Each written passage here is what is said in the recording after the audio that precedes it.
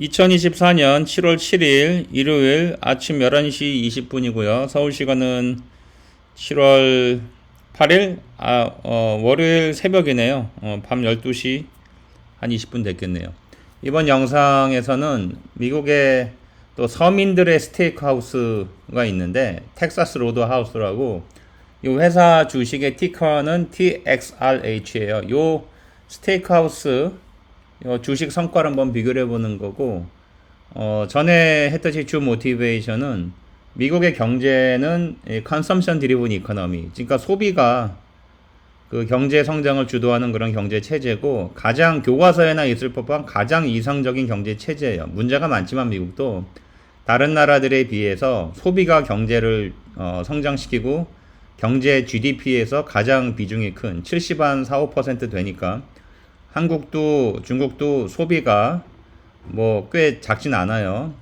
뭐 한 4~50%, 3~40% 되지만 실질적으로는 수출이 경제 성장을 다 주도하고, 수출이 사람들 대부분을 매겨 살리는, 그래서 그 수출 대기업에 있는 직원들이 월급을 잘 받고 그 사람들이 소비를 주로 많이 하는 그런 시스템인데, 미국은 그냥 일개 서민들 하나하나가 소비를 다 많이 하는 그런 경제 체제니까, 우리가 주식을 장기 투자해서 은퇴나 노후 준비를 한다. 제가 말한 장기 투자는 1년 이상 기간 갖고 있는 게 아니라 10년, 20년, 30년, 40년, 50년 바이 앤 홀드 하는 경우를 얘기를 하는 거예요. 그래서 은퇴 준비를 한다고 했을 때 그런 꾸준히 매출이 발생하고 또 이익이 발생해서 그 이익을 가지고 또 계속 성장 있는 사업에 계속 투자를 해서 계속 또 매출과 이익이 꾸준히 올라가는 그런 비즈니스 모델을 가지고 있는, 또 그렇게 포지셔닝이 되어 있는 회사들이 장기적으로 결국은 주가 성장을 많이 한다. 그건 테크 회사가 아니라 소비재 회사들이고, 또 그렇게 포지셔닝이 제일 잘 되는 회사들이 미국에 많이 있어요. 그래서 이번에는 그런 발상의 전환, 한국의 뭐 제도권 유튜버들이, 제도권 언론이나 일반 대부분의 유튜버들이 다 뭐 테크 회사 위주로 많이 얘기를 하죠. 그 일반 소비재 회사 얘기를 거의 안 하는데, 저는 제 영상에서는 소비자 회사를 많이 소개하는 편이에요. 목적은 발상의 전환. 남들 다 하는 거 따라서 하면 언제 돈 법니까? 남들이 안 하는 걸 해야지 돈을 벌고, 장기 투자해서 자본 이득, 캐피탈 게인, 자본 소득 캐피탈 게인으로 몇백 배, 몇천 배, 몇만 배 주식으로 이제 부를 쌓을 수 있는 거지. 남들 다 하는 거 똑같이 사고 하면은 언제 장기 투자 해가지고 언제 자본 이득 성과를 내겠냐 이거죠. 자, 요 썸네일의 왼쪽 그림은 텍사스 로드 하우스 요 사진들 제가 그냥 스크린샷 해온 거고, 오른쪽은 주가 성과인데 더 자세한 거는 큰 그림 보면서 얘기할게요. 텍사스 로드하우스가 2004년도 10월 5일 날 IPO를 해서 현재까지 약 20년 동안의 그 주가 히스토리가 있고, 2024년 7월 5일 현재 약 한 170불 좀 안 될 거예요. 이 회사가 처음에 10불 정도에 시작을 했죠. 그래서 170불이 좀 안 되고, 그리고 이 회사의 20년 동안의 주가는 총 19.43배 올랐다. 그리고 여기 회색 막대가 두 개가 있는데, 하나는 얇은 거 오른쪽에, 얘는 2020년 코로나 바이러스 그 리세션이고, 미국 리세션이에요. 2008년하고 2009년에 걸쳐 가지고 있는 거는 2008년도 그 서프라임 모기지 크라이시스 때 생긴 리세션이고, 이때 리만 브로더스가 파산하고 전 세계 금융 시스템 붕괴 직전까지 갔었죠. 2008년도부터 2009년도까지 이게 약 한 1년 반 정도 지속이 됐다. 기간이, 리세션 기간이 기니까 회색 막대가 좀 두껍고, 2020년 코로나 바이러스에는 리세션 기간이 한 2달 정도? 그래서 이때는 그래서 이 막대가 가늘은 거죠. 이게 쭉 우상향을 하죠. 우상향을 하고, 물론 리세션 2008년 9년 리세션 때 주가가 하락했지만 다시 경제가 회복하면서 주가도 전고점을 회복하고 쭉 치고 올라가고, 그러다가 2020년도에 또 확 떨어지죠. 이 회사는 무슨 뭐 우리 같이 뭐 온라인 배달하고 그런 게 아니라 가서 먹는 데예요. 그러니까 타격을 많이 받았죠. 여하튼 간에 그럼에도 불구하고 다시 또 전고점 회복하고 쭉 우상향을 해왔다. 미국에 이런 회사들이 많이 있죠. 대부분이 소비재 회사들이에요. 아니면 기존의 전통적인 산업 회사들이 다 이런 패턴을 보이죠. 그래서 리세션 때 주가가 폭락했지만 경기가 회복하고 마켓 센티먼트가 다시 좋아지면은 다시 또 전고점 회복하고 또 치고 올라가고, 그리고 한 7, 8년 지나가지고 또 리세션 오면은 또 확 떨어졌다가 또 경기가 회복하면서 다시 또 전고점 회복하고, 그리고 쭉 치고 올라가고, 그러다 또 리세션 오면은 한 7, 8년 전에 한 번 정도 오니까 리세션이 또 그런 걸 반복하는 거죠. 그러면서 리세션은 6, 7번 거치면서 한 50년, 60년 지난 후에 주가가 어떤 경우는 소비재 회사 얘기하는 거예요. 테크 회사 아니고. 심한 경우 2만 배, 만 배, 뭐 15,000배, 5,000배, 6,000배 이렇게 되고, 월마트도 한 40몇 년 동안에 5,000배, 6,000배 올랐죠. 홈데포라는 대형 철물점 회사는 40몇 년 동안에 2만 한 5,000배 올랐습니다. 다 그거 테크 회사 아니에요.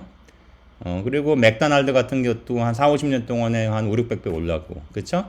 다 그런 과정을 거친 거죠. 리세션 때 확 폭락했지만 경기가 회복하고 다시 주식시장의 센티먼트가 좋아지면서 심리가 살아나면서 전고점 회복하고 다시 쭉 치고 올라가고 또 다시 폭락했다가 쭉 치고 올라가고, 바이앤홀드 전략을 써서 리세션은 6, 7번 거치면은 이런 소비재 주식, 거의 뭐 언론에서 다루지도 않는 이런 소비재 주식들이 많은 경우에 10,000배, 20,000배, 적은 경우에 100배, 200배, 300배 올라 있는 겁니다. 테크 주식은 턴오버가 높기 때문에 그렇게 오래 버티질 못해요. 무슨 말이냐면은 새로운 기술이 과거의 기술을 다 없애버리기 때문에 테크 회사는 진짜 극소수의 몇 개 빼고는 40년, 50년, 30년 지나도 제자리인 경우가 많아요. 시스코라는 회사 잘 나갔죠. 2000년, 99년도 2000년 초반 굉장히 잘 나갔죠. 시스코 지금 20년 넘도록 제값이에요. 마이크로소프트 지금 잘 나가지만 2000년 전고점 회복하는데 15년 걸렸습니다. 2015년 돼서야 마이크로소프트도 2000년 전고점 회복했어요. 근데 2000년부터 2015년까지 마이크로소프트 뭐 10년 갖고 있었는데 마이너스 30%된 경우도 많습니다. 그러니까 그런 테크 주식은 또 새로운 테크가 나오고 패러다임이 바뀌면은 아무리 좋은 마이크로소프트 같은 회사라도 10년, 15년 동안 제자리도 못 지키고 오히려 마이너스 3, 40%간 경우도 많아요. 그렇기 때문에 우리가 장기 투자를 하고 은퇴 노후 준비를 한다 그러면은 소비가 경제를 주도하는, 그리고 경제의 비중, GDP 비중에서 가장 큰 소비가 가장 비중이 크죠. 70한 5% 육박하니까. 그런 경제 체제인 미국에서는 소비재를 사서 장기 투자하는 것이 더 좋을 수가 있다. 그 사례를 그 제 주장이고 그 주장을 뒷받침한 사례들을 보여주는 그런 영상이라고 보시면 돼요. 얘는 텍사스 로드하우스에 혼자만 보여준 거고, 한국 사람들이 좋아하는 스파이, 그러니까 S&P 500 따라가는 ETF 스파이하고 또 QQQ 되게 좋아하죠. 인베스코라는 회사에서 운영하는 QQQ라는 ETF하고 비교를 해봤어요. 그래서 다 비교를 편하게 하려고 2004년 10월 5일날 그러니까 텍사스 로드하우스가 딱 이제 주식이 이제 거래된 그날이죠. 그때 모든 주가를 1달러로 스탠다다이즈를 했어요. 1달러로 스탠다다이즈 한 다음에 20년 지난 현재까지 성과를 다 비교를 해봤다. 그러니까 텍사스 로드하우스가 2004년 10월 5일날 1달러였는데 현재 19.43달러, 파란색이죠. 그리고 QQQ가 16배 올랐어요. 그리고 S&P 500 따라가는 스파이라는 미국의 빅3 아셋 매니지먼트 회사가 있죠. 스테이트스트리트라고. 스테이트스트리트에서 만드는 ETF 시리즈가 스파이더인데 블랙락에서 만드는 ETF 시리즈는 아이쉐어죠. 그리고 QQQ는 인베스코라는 회사에서 하는 거고, 인베스코는 스테이트스트리트나 블랙락에 비하면 굉장히 작아요. 근데 QQQ 하나는 뭐 대박 친 거죠. 여하튼 간에 SPY는 7.1배 올랐다. 여기 녹색. 그래서 물론 개별 주식을 사면은 변동성이 크죠. 그 자세한 건 또 봅시다. 그래서 20년의 그 히스토리 데이터를 가지고서 각 세계 주식의 연평균 수익률을 계산해 보니까 연평균 수익률 가장 낮은 게 스파이고 얘가 11%가 조금 넘어요. 20년 동안의 평균 연 수익률이. 그리고 QQQ 오렌지색이고 얘는 15%가 좀 넘네요. 근데 텍사스 로드하우스 얘는 16%가 약간 넘어요. 그러니까 이게 QQQ하고 텍사스 로드하우스하고 연평균 수익률이 1%도 차이가 안 나지만 0.몇 % 차이가 나지만 이게 20년간 누적되면은 0.몇 % 차이가 20년 동안 누적되면은 하나는 19.43배 올라 있고, 그러니까 이거는 그 1843%라는 얘기죠. 인베스터 QQQ는 1502%는 얘기죠. 주가가 2배 오르면은 수익률은 100%고 주가가 5배 오르면 수익률은 400%니까 인베스트와 QQ가 16배 올랐다는 얘기는 수익률은 1500%, 텍사스 로드하우스가 19배 올랐다는 얘기는 수익률은 1843%. 그러니까 QQQ하고 텍사스 로드하우스하고 20년 동안에 수익률 차이가 2004년 10월 5일 기준으로 해서 20년 동안에 20년 후에 수익률 누적 수익률 차이가 340%죠. 340%. 하지만 연평균 수익률을 따지면은 둘 사이에 0. 한 몇 %밖에 안 된다. 연평균 수익률이. 이게 누적되면은 복리 효과, 눈덩이 효과죠. 스노볼 이펙트. 복리 효과 때문에 이게 20년 후에는 0. 몇 % 차이가 누적 수익률이 340% 차이가 난다. 자, 그 이건 연평균 수익률이고 또 변동성을 봅시다. 변동성은 보니까 텍사스 로드하우스 녹색 얘가 가장 높아요. 35%. 그리고 S&P 500 지수는 약 한 17.5%쯤 된다. 근데 QQQ는 20%가 조금 넘어요. QQQ는 나스닥 100 지수예요. 100개 회사. S&P 500은 말 그대로 500개 회사고. 그러니까 회사가 500개 있으면 다이버시피케이션이 다 잘 되죠. 계란을 한 바구니에 담지 말라 그러잖아요. 그런 말처럼 리스크 분산이 더 잘 돼 있다. S&P 500은. 그래서 변동성은 가장 낮아요. QQQ는 100개 회사니까 변동성 분산은 리스크 분산은 S&P 500보다는 조금 떨어지죠. 그래서 얘는 20%가 좀 넘는다. 20년 동안의 그 연평균 변동성, 볼라틸러리가. 근데 텍사스 로드하우스는 개별 회사니까, 개별 주식이니까 얘는 뭐 리스크 분산이 안 되죠? 그러니까 얘는 35%좀 높다. 근데 변동성이 가장 높고, 그런데도 불구하고 연평균 수익률도 가장 높다. 그리고 다른 앵글에서 봅시다. 다른 관점에서. 그전에는 연평균 수익률이나 연평균 변동성이나 그냥 하나의 차원이고 이제 2차원적으로 봅시다. 그러니까 리스크 어저스 리턴은 수익률을 변동성으로 나눈 거를 연평균화 시킨 거예요. 그러니까 텍사스 로드하우스가 리스크 어저스 리턴은 가장 낮아요. 이거는 연평균 수익률은 높지만 변동성이 너무 커가지고 변동성 고려한 수익률, 뭐 샤프 레이시오 개념이죠. 샤프 레이시오. 샤프 레이시오 개념은 텍사스 로드하우스가 가장 밑에 있다. 그러니까 S&P 500은 그 중간. QQQ가 리스크 어저스 리턴은 가장 크다. 왜? 얘는 연평균 수익률을 S&P 500보다 높으면서 변동성은 S&P 500보다 더 크다. 하지만 변동성이 텍사스 로드하우스보다 훨씬 더 작았기 때문에 리스크 어저스 리턴, 그러니까 수익률을 변동성으로 나눈 그 분수를 치니까 QQQ가 가장 높다. 하지만 개별 주식인 텍사스 로드하우스의 장기 주가 그 실적은 가장 높다. 변동성이 높음에도 불구하고 연평균 수익률이 높기 때문에. 이게 바로 하이 리스크 리턴이죠. 우리가 말할 때 하이 리스크라는 거. 리스크는 언설턴티, 불확실성이죠. 불확실성을 우리가 뭐 눈으로 보이는 게 아니죠. 불확실성은. 그러니까 수치화 하려다 보니까 변동성이라는, 그러니까 볼라틸라리라는 그러니까 리턴, 그러니까 수익률의 그 표준 편차죠. 수익률 표준 편차를 가지고 우리가 변동성이라는 개념을 그냥 수치화한 게 볼라틸러리인데, 그게 이제 뭐 우리가 말하는 리스크인데, 하이 리스크 하이 리턴의 좋은 예죠. 텍사스 로드하우스가 리스크도 크지만, 변동성이 크지만 리턴도 크더라. 그래서 20년간 묻어뒀더니 QQQ보다도 누적 수익률이 340%더 크다. 자, 이런 거고. 그러면 텍사스 로드하우스의 장점은 뭐냐? 뉴욕에 이렇게 여행 와가지고 스테이크집 유명한 데 가서 뭐 스테이크 비싸게 먹고 그런 동영상 되게 많던데, 유튜브 보면은 뭐 일일이 언급할 필요나 가치는 없고, 일단은 뉴욕시에서 여러분이 스테이크 집을 가면은 다 따로 시켜야 돼요. 스테이크 달라 그러면 스테이크만 딱 줍니다. 샐러드 이런 거 안 줘요. 빵도 안 주는 데도 많아. 달라고 해야지 그때 겨우 어거지로 줘. 그래가지고 만약에 샐러드 먹고 그 다음에 스테이크 먹고, 스테이크 먹으면서 뭐 메쉬포테이토 감자, 뭐 으깬 감자나 아니면은 뭐 베이크포테이로, 그리고 뭐 아스파라거스를 먹든지 뭐 다른 사이드로 뭐 먹을 거 아니에요. 그런 거 다 따로따로 다 차지합니다. 뉴욕 시내에서 스테이크 집을 가면. 그래서 아무리 싼 스테이크를 시켜도 뭐 스테이크 제일 싼 거 한 40불 된다고 칩시다. 그래도 이것저것 사이드 한두 개 시키고 뭐 샐러드 시키고 하면은 벌써 1인당 100불 나와요. 아무리 싼 스테이크 시켜도 100불에 세금 내야지, 팁 줘야지. 그러면은 우리 돈으로 거의 20만원 깨집니다.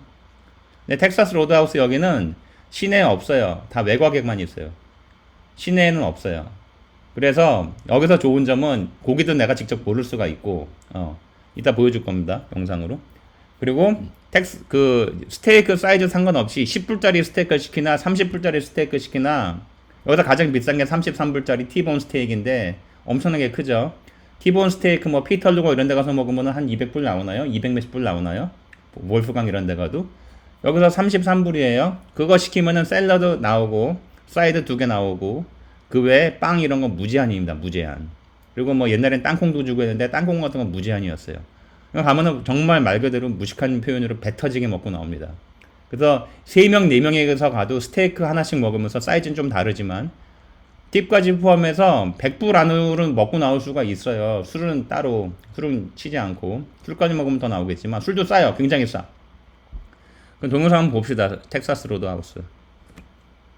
What's the cheapest dish and the most expensive dish at Texas Roadhouse? According to my comments, this place is way tastier and cheaper than some of the other steakhouses. So I got some serious beef to squash, literally. Anyways, considering this place is so popular, I'm very curious if it's really that good and how expensive it can really get. When I walked in, I noticed they have their meat on display and you can actually pick the one you want for them to cook for you. I then sat down and asked the server, what's the cheapest dish on the menu and what's the most expensive dish on the menu? And he immediately knew what they were, so I ordered both of them. But then came the cheapest dish, the classic cheeseburger, which for $11.99 was cheaper than Outback's burger and looked so much better I couldn't believe it. But after taking a bite of it, way better than Outback's burger. Dude, there's no comparison. Now at this point, I am beyond excited for the most expensive dish, which ended up being the Porterhouse T-Bone. And again, at $33.99 was cheaper than Outback's and looked so categorically better. I cut it open and it was cooked to a perfect medium rare. And after one bite, seasoned great, good quality meat, way better than Outback or Longhorn.